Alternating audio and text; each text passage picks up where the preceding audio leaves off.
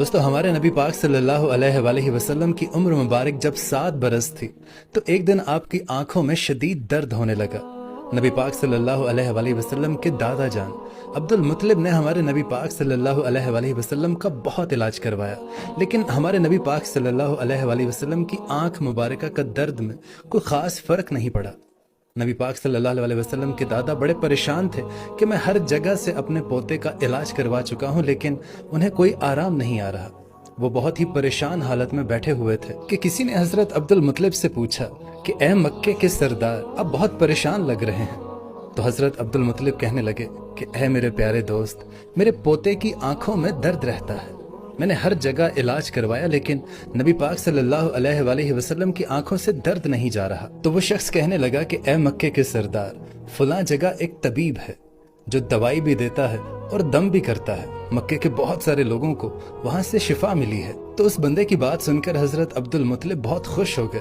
आपने उसी वक्त हमारे नबी पाक सल्लल्लाहु अलैहि वसल्लम को अपने हमरा लिया और उस तबीब की तरफ चल पड़े। और जब आप वहां पहुंचे तो उसका दरवाजा बंद था।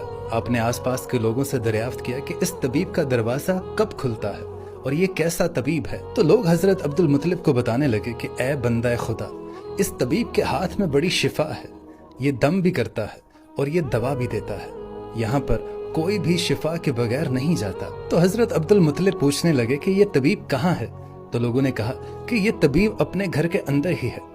तो हजरत अब्दुल मुत्तलिब कहने लगे कि ये दरवाजा तो बंद है, मुझे बताओ कि ये दरवाजा कब कब खुलता है। तो लोगों ने कहा कि ये दरवाजा कई कई दिन तक बंद ही रहता है। ये बंदा अपनी मर्जी का मालिक है, जब इसका दिल करता है ये खोलता है और जब नहीं करता तो ये बंद रखता है। अब लोगों के मुंह से इतनी ही बात निकलनी थी कि शदीद जलजला आया। राहिब भागा घर से बाहर आया कि जलजले की वजह से कहीं घर की छत उसके सर पे न गिर जाए। अब इसे अल्लाह की कुदरत कहिए कि जैसे ही वो राहिब, वो तबीब घर से बाहर आया इस डर से कि कहीं ये घर की छत उसके सर पे गिर के उसे मार ही ना डाले, तो जलजला उसी वक्त थम गया। उस राहिब ने, उस तबीब ने हजरत अब्दुल मुत्तलिब को पहचान लिया। तो वो तबीब कहने लगा कि ए मक्के के सरदार, यहाँ कैसे आना हुआ।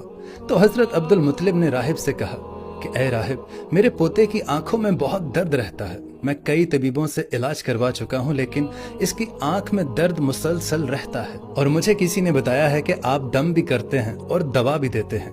अब ये पोते का इलाज आप कीजिए। अब वो तबीब नबी पाक सल्लल्लाहु अलैहि वसल्लम के चेहरे मुबारक पर नजर मारता है और काफी देर आपके नूरानी चेहरे का दीदार करता रहता है। और फिर राहिब एक कमरे में गया, गुस्ल किया, नए कपड़े पहने, खुशबू लगाई और आसमानी किताबों के कुछ सफ़ात पकड़कर अपने घर से बाहर आया। अब वो तबीब कभी आसमानी किताबों के वो सफ़ात को देखता और कभी वो नबी पाक सल्लल्लाहु अलैहि वसल्लम के नूरानी चेहरे को देखता।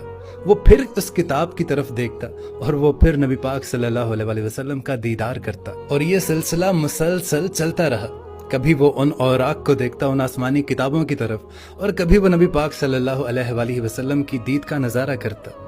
कभी वो आपकी जुल्फ मुबारक को देखता और कभी वो आपको सर से लेकर पांव तक देखता। और फिर वो तबीब अचानक नबी पाक सल्लल्लाहु अलैहि वसल्लम के कदमों में गिर कर ये कहने लगा कि ए मोहम्मद सल्लल्लाहु अलैहि वसल्लम, मैं गवाही देता हूँ कि आप सल्लल्लाहु अलैहि वसल्लम अल्लाह के पैगंबर हैं और आप अल्लाह ताला के सबसे प्यारे और सबसे लाडले रसूल हैं और क़यामत तक आपके बाद कोई नबी नहीं आएगा। अल्लाहु अकबर। हालांकि नबी पाक सल्लल्लाहु अलैहि वसल्लम ने अभी नबूवत का ऐलान नहीं किया था, उससे पहले ही वो तबीब आपके पैगंबर होने की गवाही दे रहा था। अब हजरत अब्दुल मुत्तलिब ये सारा माजरा देख रहे थे और वो दिल ही दिल में बहुत खुश हो रहे थे।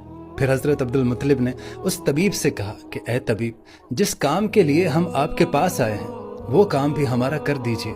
मेरे पोते की आंखों में बहुत दर्द रहती है, आप इसको दम भी कीजिए और इसके लिए दवा भी दीजिए। तो वो तबीब कहने लगा कि ए मक्के के सरदार, मैं इनका इलाज क्या करूं।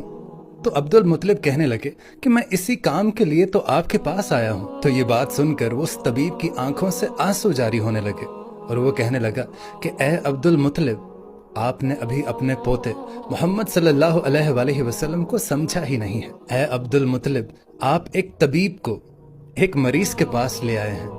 आप एक मुकद्दस लड़के को एक गुनहगार लड़के के पास ले आए हैं। ऐ मक्के के सरदार, मैं अपने इबादत खाने में अल्लाह ताला की इबादत करने में मशगूल था कि मेरा सारा जिस्म लरजने लगा। अगर मैं कमरे से बाहर ना आता तो कमरे की छत मुझ पर गिर जाती और मैं मर जाता।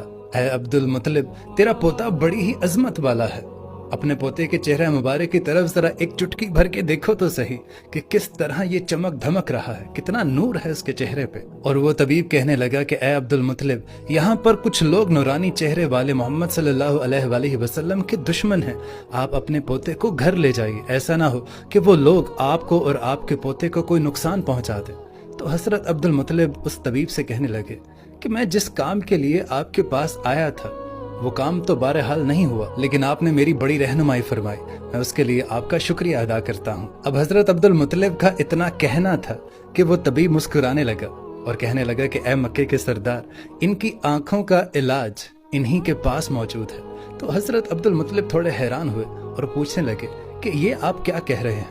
تو طبیب نے کہا کہ اے مکے کے سردار، آپ اسی نورانی چہرے والے پوتے کا لعاب مبارک اس کی آنکھوں پر لگا دیجئے، انشاءاللہ تعالی اللہ کے فضل و کرم سے اس کو شفا ملے گی۔ بس اتنا سننا تھا کہ حضرت عبدل مطلب نے جلدی سے آپ صلی اللہ علیہ وسلم کا لعاب مبارک ان کی آنکھوں پر لگایا، اور اتنا لگانا تھا کہ آپ صلی اللہ علیہ وآلہ وسلم کی آنکھوں کا درد ٹھیک ہو گیا، اور آپ صلی اللہ علیہ وآلہ وسلم کی آنکھیں ایسا محسوس ہو رہا تھا کہ انہیں کبھی درد ہی نہیں تھا۔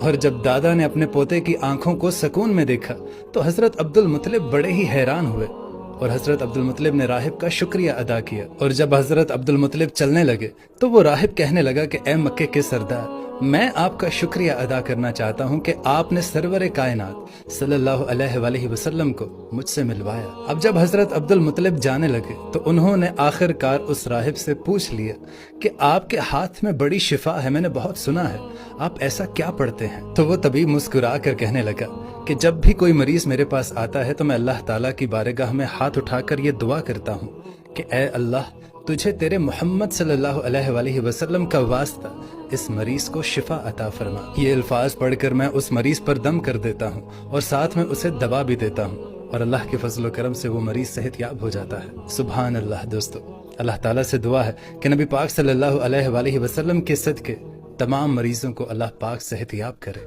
آمین۔